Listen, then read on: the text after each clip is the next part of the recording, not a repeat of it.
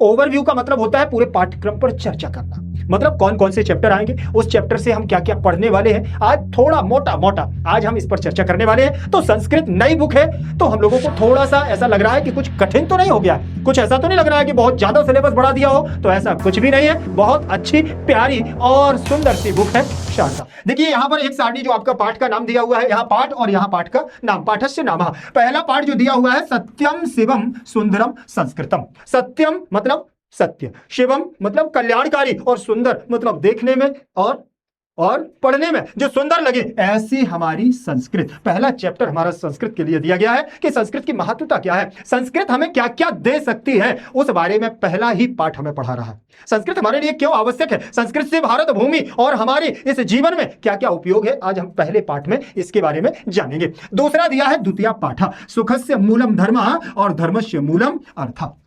सुखस्य मूलम धर्म मतलब सुख का सबसे मूल है, मूल का मतलब नींव, जड़, ठीक, धर्म होता है। अगर हम अपने कार्य को धर्म से करते हैं, एकाग्रता से करते हैं, और किससे करते हैं, उसमें कोई छल कपट ना हो, ऐसे हम धर्म को अपनाते हैं, तो समझ लेना कि धन से फिर धर्म, सुख आएगा, धर्म आएगा, फिर धर्म से ही हमारे पास अर्थ आने लगेगा। जब व्यक्ति ईमानदारी से कार्य करता है तो स्वयं लक्ष्मी उसके साथ चल करके आती है, ठीक है ना, क्योंकि परिश्रम करने वाले व्यक्ति के पास स्वयं लक्ष्मी चल करके आती है। आज इस पाठ में हम लोग ये जानने वाले हैं। ओवरव्यू के माध्यम से सारे पाठों पर क्या क्या होने वाला है वो मैं आपको बताऊंगा, फिर पाठ को जब शुरू करेंगे ना तो और ज्यादा आपको मजा आएगा। तीसरा पाठ जो दिया हुआ है, आत्मवत् सर्वभूतेषु यह पश्यति स पंडिता। आत्मवत्, आत्मवत् देखिए ध्यान रखना, आत्मवत् का मतलब है जो अपने में और सभी में, सर्वभूतेषु माने संसार के जितने भी प्राणी हैं उन सभी प्राणियों में अगर जो एक समानता देखता है, यह पश्यति सा पंडिता, वही व्यक्ति विद्वान कहलाता। पंडिता शब्द यहां पंडित से नहीं है, पंडिता शब्द यहां ज्ञानी से लिया गया है। वो कर्मकांड और पूजा पाठ करने वाले पंडित की बात नहीं कर रहे हैं, ठीक है ना, उनको हम लोग ब्राह्मण पंडित बोलते हैं, लेकिन जो पंडित शब्द है ये ज्ञानी का पर्यायवाची है, और वही ज्ञानी पुरुष है जो हर व्यक्ति की समानता के दर पर देखता है, ज्ञान के आधार पर देखता है। फिर इसके बाद चतुर्थ पाठ दिया, ना खलु वयस तेजसो, तेजसो हेतु। ना माने नहीं, वय देखें, खलु माने निश्चित और वय माने उम्र, तेजसो हेतु मतलब किसी भी कार्य को करने के लिए उम्र मायने नहीं रखती है। आप देखिए, आप लोगों ने बहुत बार सुना होगा, एक आध मूवी में भी सुना होगा, बोले उम्र 55 की और दिल बचपन का, ठीक है। आप भी छोटे से हो लेकिन धमाका बड़ा करते हो कि नहीं करते हो। तो वही है, जब आप लोग छोटे छोटे होकर के बहुत बड़े कार्यों को करने की क्षमता रख लेते हो, वही इस पाठ में बताया जाएगा कि उम्र किसी चीज की मोहताज नहीं होती है। आप किसी भी उम्र में हो, अगर आपके अंदर का जुनून, आपके अंदर का करने की क्षमता है तो आप उस कार्य को कर सकते हो, उम्र उसमें बाधा नहीं बनती है। वयः माने आयु या उम्र की बात कर रहे हैं, एज की बात कर रहे हैं। पंचमा पाठ, पांचवा पाठ जो दिया गया है, पांचवें पाठ में क्या बतलाया गया है, इस बात को भी ध्यान रखना, ऐसा सा कृतक बुद्धि मानव बुद्धि सहकरी। ऐसा सा कृतक बुद्धि, आजकल क्या हो रहा है, आजकल आपको पता है एआई, आर्टिफिशियल इंटेलिजेंस का जमाना आ गया है, चैट जीपीटी, जेमिनी आ गया है ना, ठीक है, और एआई, गूगल, अब क्या क्या बताऊं भैया, मुझे तो बहुत सारी चीजें पता भी नहीं है। इन सारी चीजों का क्या आ गया है, रोल प्ले होने लगा है। तो इन सारी चीजों के लिए उन्होंने कहा ऐसा सा कृतक बुद्धि मानव बुद्धि सहकरी, लेकिन हमें पूर्णतः इस पर डिपेंड नहीं होना चाहिए। मान के चलिए आपको खाना खाना, बोले चैट जीपीटी से पूछो कि हमारी हेल्थ के लिए कितना, अरे सुंदर सा डॉक्टर को दिखाओ तो वो बताएगा कि आपकी हेल्थ के लिए क्या क्या चीजें उपयोगी हैं, चैट जीपीटी नहीं बताएगा, ठीक है। तो उन्होंने इसीलिए बोला है सहकरी, मानव की सहायता करने वाली है ये कृतक बुद्धि। कृतक बुद्धि का मतलब होता है लोगों के द्वारा बनाई गई बुद्धि, ठीक है। बुद्धि का मतलब आपके अंदर की सोचने समझने की क्षमता। और आजकल की जो एआई है और चैट जीपीटी है, ये सब क्या है, ये आपकी हेल्प करने वाली है, ना कि आपकी मालिक, आपकी स्वामिनी नहीं है। तो ध्यान रखिएगा, इस पार्ट में हम लोग यही पढ़ेंगे कि ये जो इलेक्ट्रॉनिक चीजें आ गई हैं, या जो हमारी यांत्रिक इंटरनेट की सहायता से चलने वाली सारी चीजें आ गई हैं, ये हमारे लिए कहां तक हेल्प करने वाली हो सकती हैं, इस पर विचार करने की जरूरत है। इन पर डिपेंड नहीं होना चाहिए, इनको हमें अपने साथ में लेकर के बहुत बड़े बड़े कार्यों को जल्दी से करने की कोशिश करनी चाहिए। इस पाठ में हम लोग ये पढ़ेंगे। और षष्ठा पाठ, छठवां पाठ जो दिया गया है, मनः पूतम समाचरेत, मनः पूतम मन से पवित्र होकर के एकाग्रता के साथ आचरण करना चाहिए, मतलब अच्छे आचरण हमें करना चाहिए। ऐसा नहीं कि कोई भी आचरण उठाया और कोई भी मन किया बोले कुछ भी कर दिया, जो मन से पवित्र हो, अच्छा हो, ऐसा सम आचरित, ऐसा आचरण करना चाहिए। इस पाठ में हम लोग इसको पढ़ेंगे, ठीक है। फिर इसके बाद सातवां जो हमारा पाठ आएगा, उपायम चिंतयेत प्रज्ञस्तत् स्थापाय च चिंतयेत, मतलब हमें सोचना चाहिए, उपाय सोचना चाहिए, और प्राज्ञः स्थापाय च चिंतयेत, क्या उपाय है क्या नहीं है और इसका सॉल्यूशन क्या है, इसके बारे में हमें समस्या को जान करके फिर उसके समाधान के बारे में, पहले जो समस्या आ रही है उसके बारे में भी हमें समझ लेना चाहिए। आगे सोचने से पहले, किसी काम को करने से पहले उसकी हानि और लाभ दोनों पहलुओं को जान लेना चाहिए। इस पाठ में हम लोग इसको जानेंगे। अष्टमा पाठ, आठवां जो हमारा पाठ है वो दिया हुआ है अन्नाद आनंदम भवति। अन्नाद, अन्न से आनंद होता है, जैसा खाओगे मन भोजन वैसा होगा हमारा मन।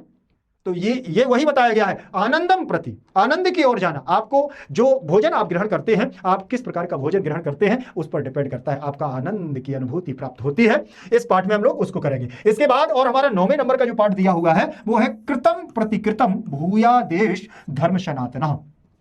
ठीक है, कृतम प्रतिकृतम, हमें क्या क्या करना चाहिए, किसको करने के लिए, भूयादेश धर्म सनातन। इस संसार में एक बोले सनातन धर्म है, उस सनातन धर्म को अपना करके हमें आगे बढ़ना चाहिए, धर्म को अपनाना चाहिए। 10वां पाठ अणु अरिहंताणम।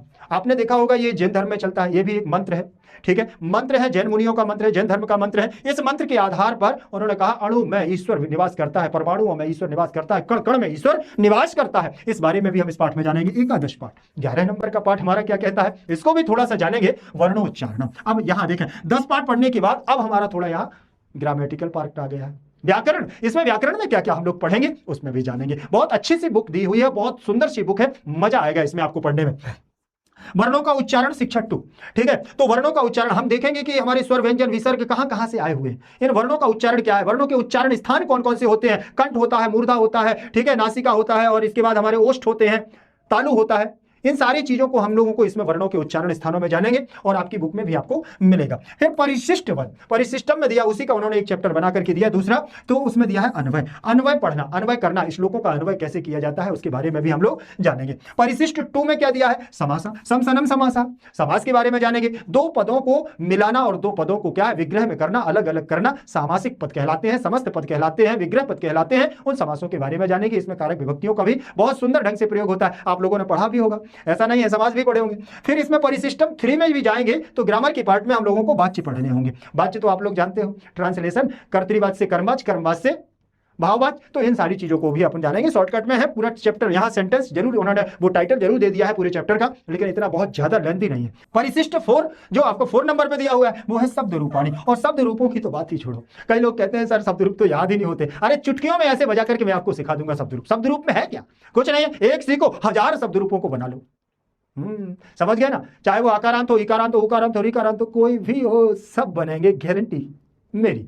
ठीक है, फिर इसके बाद परिशिष्ट जो आपका 5 नंबर का दिया हुआ है उसमें धातु रूप दिए हुए हैं। धातु क्या है, धातु माने क्रिया, और क्रिया क्या है, जो हम काम करते हैं वही तो क्रिया है, वही क्रिया है। तो उस क्रिया के बारे में भी हम लोग जानेंगे। लगभग संस्कृत में 2000 धातुएं प्रयोग होती हैं, जिसमें से जो डेली यूज में प्रयोग होती है, जो ज्यादातर व्याकरण में यूज होती हैं, वो 10 से 20 क्रियाएं हम लोग भी डेली यूज करते हैं। खाना पीना, उठना बैठना, रोना धोना, चलना फिरना, सोना, मस्ती मारना, ये भी हमारी क्या है, सब क्रियाएं जो हम काम करते हैं वही क्रियाएं। संस्कृत में उसको हम लोग धातु बोलते हैं। इन धातुओं के बारे में भी हम लोग जानेंगे। ठीक है, बहुत ज्यादा नहीं है, बहुत सुंदर सा पाठ्यक्रम दिया हुआ है और मस्ती के साथ इसको हम लोग करेंगे। Thank you, thank you. ठीक, बहुत बहुत आप सभी का धन्यवाद। और आप लोग इसको बहुत अच्छे से चैप्टर को समझिएगा, इनको हम पाठों को अच्छे से पढ़ेंगे। कोई यदि आपको समस्या होगी उसका समाधान भी हम ही करेंगे, बिल्कुल आपको टेंशन लेना नहीं। पाठ्यक्रम को देखने के बाद ही हम लोग क्या करते हैं, समझ पाते हैं कि करना क्या। ध्यान रखना, बहुत सुंदर सा पाठ्यक्रम है, टेंशन लेना नहीं है, टेंशन देना है। जो भी होगा बन सकेगा वो हम मिलकर के करेंगे। मिलते हैं शुरुआत। ठीक, बाय बाय।